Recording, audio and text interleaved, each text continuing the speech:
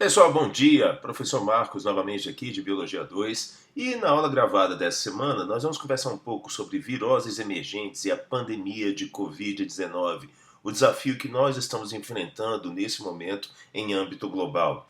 Quando se fala em uma virose emergente, trata-se de uma doença infecciosa que teve a incidência aumentada nas duas últimas décadas ou há uma previsão nos serviços de saúde de aumento desses casos no futuro. A situação que nós estamos vivendo se encaixa em uma doença nova. Ela é causada por um vírus já existente, mas que sofreu algum tipo de mutação, que tem sido foco das pesquisas atuais, causando essa doença mais incidente, mais agressiva e, de uma forma geral, muito mais preocupante do que pandemias anteriores que foram vividas aí ao longo do final do século XX e início do século XXI. Ao analisar uma virose emergente, normalmente o que nós observamos são três possibilidades com relação ao surgimento desses novos vírus. É um surgimento de um novo vírus por evolução de uma nova variante viral, como é o caso da Covid-19, uma variante do coronavírus, a introdução no hospedeiro de um vírus existente em outra espécie. Então houve uma transposição da barreira de espécie. Esta é uma suspeita que existe em relação ao novo coronavírus. Ou ainda a disseminação de determinado vírus a partir de uma pequena população humana ou animal e a partir daí justamente se espalhar para outros organismos. Essa é uma situação que já ocorreu em viroses anteriores, como a influenza A. Quando nós analisamos uma virose emergente, normalmente procura-se estabelecer o que é chamado de nexo causal. Como surgiu essa virose emergente? Fala-se muito em mobilidade urbana. De fato, é uma das situações associadas a agressões frequentes causadas pela mobilidade urbana crescente. Hábitos alimentares. Há muitos países em que os hábitos alimentares são, no mínimo, exóticos. Então, há a possibilidade desse salto de um vírus para uma nova espécie. A devastação de florestas e o crescimento de cidades limítrofes a áreas florestais. Esse tem sido o foco justamente da maior parte da pesquisa, exatamente porque há uma série de vírus emergentes que vêm sendo identificados em áreas florestais como uma preocupação envolvendo este crescimento de cidades. E uma situação que não é descartada, a mutação de agentes infecciosos pré-existentes. Esta é a suspeita atual com relação à Covid-19. Quando nós analisamos a doença que estamos enfrentando em âmbito global, o que nós temos é justamente a presença de um vírus envelopado, cujo aspecto, ao microscópio eletrônico, é de uma coroa, daí o nome coronavírus.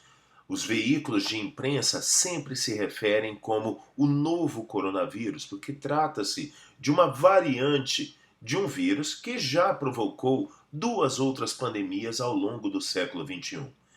A SARS, a Síndrome Respiratória Aguda, foi a primeira e até então a mais grave doença infectocontagiosa a emergir, a surgir no século XXI. Os pacientes apresentavam uma evolução aguda, severa, com uma síndrome respiratória, muitas vezes acompanhada também por distúrbios entéricos, distúrbios intestinais. Nós enfrentamos essa doença na pandemia de 2003 a 2004.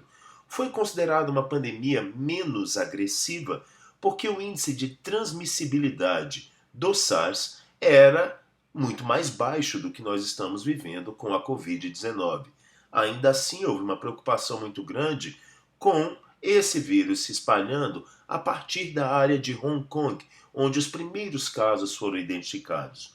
O fato é que a doença se espalhou pelo mundo e, quando chegou ao Brasil, provocou um caso apenas, não tivemos óbitos. Mas na China, local que foi o epicentro inicial da pandemia, foram mais de 5 mil óbitos e pouco mais de 340 mortes. Quando 9 anos depois surgiu a MERS, a Síndrome Respiratória do Oriente Médio, foi isolado um novo coronavírus, distinto do SARS. Então, isto já indicava uma possibilidade de mudança nessa família de vírus. Quando se fala sobre pacientes da MERS, a evolução da doença era extremamente parecida com a SARS, com uma evolução aguda, severa, causando síndrome respiratória e, frequentemente, óbito causado aí por insuficiência respiratória. Até 2014, nós tínhamos um registro de 699 casos, dos quais 209 tinham ido a óbito. Então, foi uma pandemia considerada menor, ainda assim classificada como pandemia, porque surgiu na Arábia Saudita, mas espalhou-se para outros países. Mas ainda assim, uma doença que foi contida muito mais rapidamente. O desafio atual que nós temos é exatamente como lidar com o SARS-CoV-19, que é justamente o causador da Covid-19. Então, o novo coronavírus, quando ele surgiu no final de 2019 na cidade de Wuhan, lá na China, quando foram registrados os primeiros casos, o mundo talvez não tenha dado a atenção necessária ao problema. E o que se observou foi que justamente estava ali começando a se espalhar um vírus bem mais letal e com uma transmissibilidade muito maior do que o SARS e o MERS, de modo que a doença começou a tomar conta do planeta e foi levando a diversas situações de lockdown ou determinação de isolamento social. Sintomas típicos da Covid-19 envolvem tosse seca, febre, cansaço. Muitos pacientes relatam dores pelo corpo, inflamação na garganta acompanhada de dor na garganta, diarreia, insuficiência respiratória aguda, congestionamento nasal, espirros e muitas vezes pneumonias. Trata-se de um vírus sistêmico, de modo que ele atua em vários órgãos do corpo, não apenas uma situação respiratória, como se observava no caso da SARS e no caso da MERS. A transmissão basicamente ocorre pelos chamados perdigotos, microgotículas ou micropartículas que saem do nariz e da boca de pessoas infectadas pelo novo coronavírus quando essa pessoa tosse ou espirra. Muitas vezes há uma contaminação de superfícies. Neste processo, ao tocar uma superfície contaminada e levar as mãos à boca, aos olhos ou ao nariz, esse vírus também pode ser contraído. Normalmente, uma proximidade, muitas vezes numa conversa casual, é suficiente para que essas micropartículas sejam transferidas de uma pessoa a outra quando se trata de uma distância menor que 1 metro entre essas pessoas. Daí a razão da recomendação governamental e da própria Organização Mundial de Saúde para um distanciamento social maior, exatamente ao circular, procurar apresentar uma distância mínima de 1,5 m a 2 metros de uma outra pessoa, até porque muitos dos indivíduos contaminados são assintomáticos. Qual a prevenção básica nesse processo? Lavar muito bem as mãos e os pulsos, utilizar lenço descartável, praticar a chamada etiqueta da tosse, quando espirrar ou quando tossir, cobrir o nariz na região da dobra do braço, evitar tocar mucosas como olhos, nariz e boca, não compartilhar objetos de uso pessoal como copos, garrafas, pratos, talheres, manter ambientes ventilados, uma vez que a circulação de ar dificulta a deposição dessas micropartículas, dessas microgotículas de saliva ou de secreções, e evitar o contato próximo a pessoas que apresentem os sintomas. A partir do momento em que esses mecanismos começam a ser adotados, há uma redução na chance de contaminação. Mas se ainda assim o indivíduo se perceber que está com sintomas, o que ele deve fazer? Aqui no DF há algumas orientações específicas. Ligar para o número 136 e receber as orientações específicas conforme o seu caso.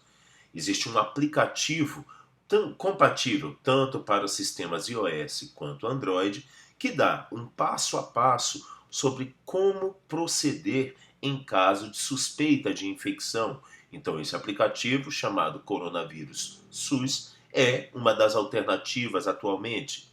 Além disso, quando estes sintomas se manifestam, normalmente casos graves de pessoas que estão com sintomas mais fortes ou dentro de um grupo de risco, tais como idosos ou pessoas que apresentem aí baixa imunidade ou ainda alguma comorbidade como um problema respiratório, asma, rinite alérgica, um problema cardíaco, um problema como diabetes. Todos esses indivíduos do grupo de risco e que estão com sintomas mais intensos, eles precisam ser encaminhados aqui no DF para o Hospital Regional da Asa Norte. O Agarran tem sido o centro de tratamento mais adequado para essas pessoas. Caso o teste dê positivo, como resolver, como proceder? Desde o final do mês de abril, o governo do Distrito Federal começou testes em massa. A situação é justamente identificar o máximo possível de pessoas que estão com o novo coronavírus e que possam ser mantidos em isolamento domiciliar em casos leves ou ainda levados para uma unidade básica de saúde ou uma unidade de pronto atendimento que possam ter aí uma orientação para isolamento por pelo menos 14 dias. A alta do hospital ou liberação de isolamento, ela deve ser feita somente pelo médico responsável pelo caso. Em muitas situações, há pacientes que estão com o coronavírus e decidem furar a chamada quarentena, ou furar o chamado isolamento. Infelizmente, isto tem acontecido e há uma estimativa de que cada pessoa que testa positivo ou que está com o novo coronavírus, ela tem um potencial de transmissão para 3 novas pessoas e com isso há uma chance muito grande de pressão no sistema de saúde. Todo esse processo leva a uma pergunta de várias pessoas: o coronavírus ou a Covid-19 tem cura? Por enquanto, não existe cura. Há diversos estudos associados a um uso de antirretrovirais, comumente utilizados no tratamento para o HIV. Há diversos estudos associando o uso de um medicamento que é aplicado para casos de malária, que é uma doença causada por protozoário e não teria uma relação direta com esse processo. Então, a hidroxicloroquina vem sendo levantada como uma possível esperança, embora é um medicamento cheio de controvérsias e há defensores e há detratores da hidroxicloroquina, de modo que ainda é preciso verificar qual o melhor curso de ação para cada paciente. É preciso ressaltar que remédios caseiros, como chás medicinais, não combatem a doença e é preciso utilizar uma orientação profissional, uma orientação médica para isso.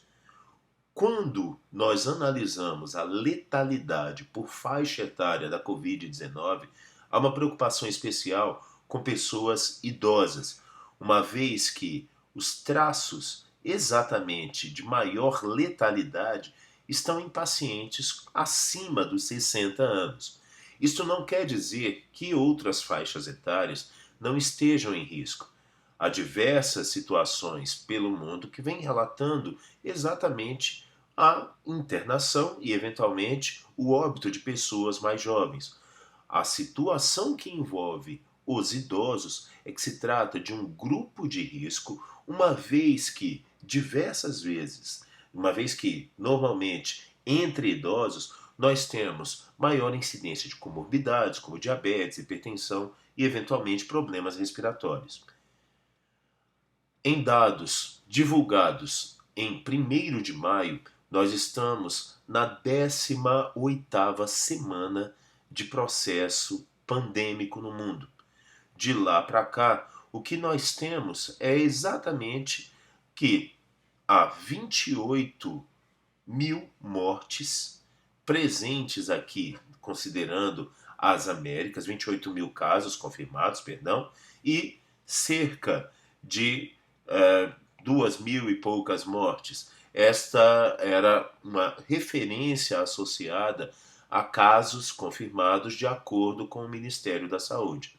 Esse levantamento foi considerado extremamente impreciso quando nós analisamos o caso por semana e que foi divulgado ao longo da última semana do mês de abril e provocou polêmica durante essa divulgação. Por quê? Em comunicado interministerial do dia 1º de maio, estes números demonstravam ser maiores, de modo que o que se observa hoje, o panorama brasileiro, é justamente o seguinte: 6 mil óbitos e mais de 91 mil casos confirmados. Isso significa que, para o DF, nós estamos com a 14ª posição em número de casos confirmados e com 30 óbitos. É um processo sério. Daí a necessidade de uma prevenção ainda maior. A recomendação para ficar em casa, ela permanece. A recomendação para o distanciamento social permanece. E a partir do dia 30 de abril, desde o dia 30 de abril, já é obrigatório aqui no Distrito Federal utilizar a máscara de tecido. É fundamental perceber que a máscara precisa cobrir boca e nariz e ter certeza de que não existe espaço, em especial nas laterais. É fundamental evitar tocar a máscara enquanto estiver usando. Caso seja necessário tocar a máscara, é fundamental higienizar as mãos antes com álcool a 70% ou água e sabão. E, logicamente, após tocar a máscara, uma vez higienizadas as mãos, é necessário higienizá-las mais uma vez. Tudo isso evita a chance de contaminação e é fundamental este lembrete: substituir a máscara a cada 2 horas.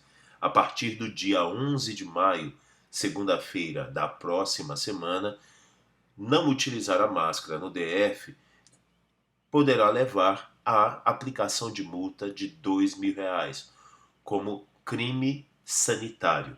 É uma situação prevista em lei no Brasil, daí a razão, não apenas por consciência, não apenas por perceber a necessidade, mas se trata de uma preservação sanitária, se trata de preservar a saúde de todos na cidade.